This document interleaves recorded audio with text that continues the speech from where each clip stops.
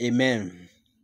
Nimekuja kwa sababu ya Shiro wa Oakland. Niko na maswali moja, mbili, tatu ambayo ningetaka unijibu. Naitwa Muyesu wa Kayole. Sasa ukiongea mambo ya pastors na jambo ambalo naona ni la ukweli naliweza kulitangaza. Na ukiongea mambo ya washirika, jambo lenye ni la ukweli nalitangaza.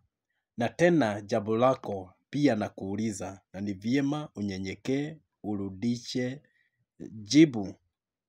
Sasa, kabla ya kunikuuliza swali, kuna jambo ningetaka kuclarify. Kuna mtu ambaye alikufikishia kwamba Reverend Gitahi wa CFF ya Donholm ya kwamba anakataza washirika kuomba ombi ambalo ni la Bwana ambalo alifunza mitume.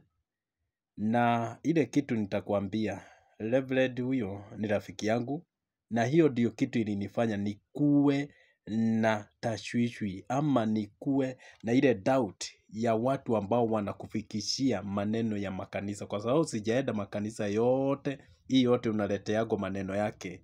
Lakini ya hii ndio ilinifanya nikuwe na maswali mingi, na kitu kimoja, hiyo ni ushuhuda wa uongo. Reverend Gitahi hajawahi kukataza mtu kuomba ombi lile.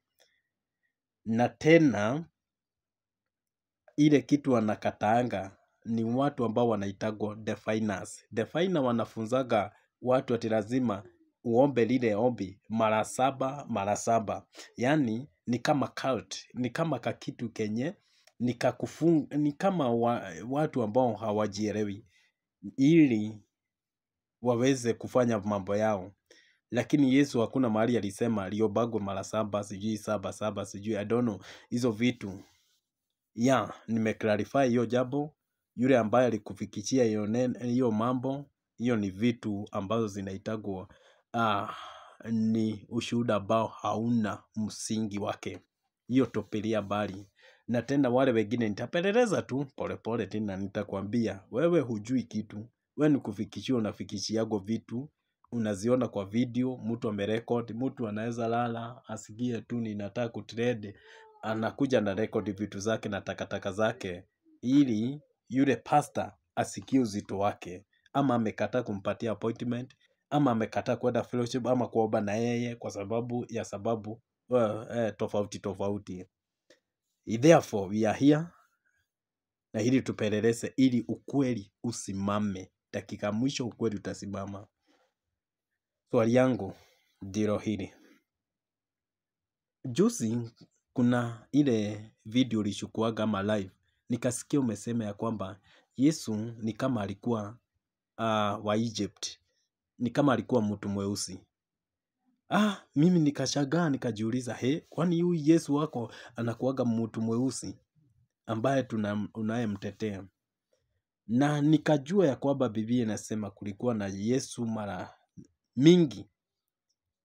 Josto, Bali na zingine mingi, hata Togereni ni Yesu tu. Lakini Kristo ni mmoja ambaye anaitwa Yesu Kristo, mwana wa Mungu. Na huyo ndiye ambaye tunayetetea kila wakati. Na yeye mwenyewe anajua kujitetea wakati ukweli umesimama. Ninakuuliza swali, huyu Yesu wako mweusi, tunaweza fikiria wale ambao unapiga ndio Antichrist, na pengine wewe ndiye Antichrist.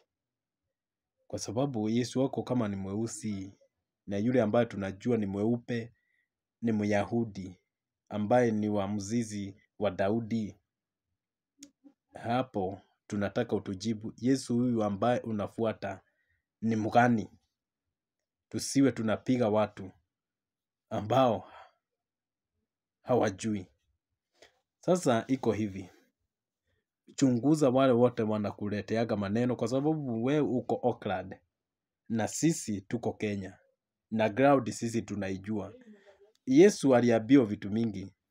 Akaambiwa anaponya na nguvu za Zebul, in which ilikuwa ni uongo.